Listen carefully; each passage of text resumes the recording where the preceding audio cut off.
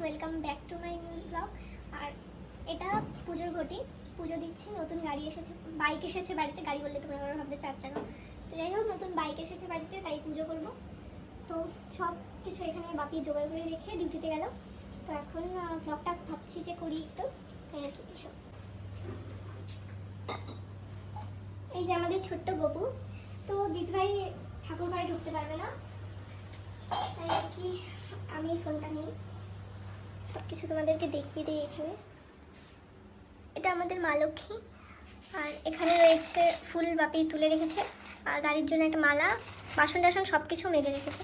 আর এখানে মিষ্টি আছে। তো এখন পুজো করবো যেহেতু, তাই আর ব্লগটা করছি না। পুজোটা দিয়ে তারপর ব্লগটা করছি, না হলে আমার মানুষের অনেক কথা, তখন বলবে যে পুজোটাও ব্লগে দেখাতে লাগে। এমনি তো দেখাবো না, কারণ পুজো করার সময় ভিডিও না করাই ভালো। ঠিক আছে।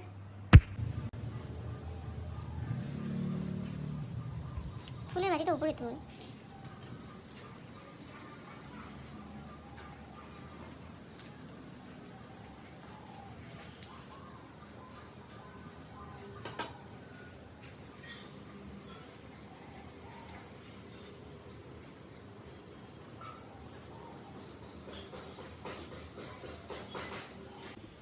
তো এখন পুজো কমপ্লিট হয়ে গেল, আর আমি পুরো জিনিস শেষ। যাই হোক, এখন বাপি মিষ্টি এনেছে, মিষ্টিটা সবাইকে আর কি দিব। আর ব্লগটা ভালো লেগে থাকলে সাবস্ক্রাইব করে দিও। বাস আজকে এতটুকুই ছিল।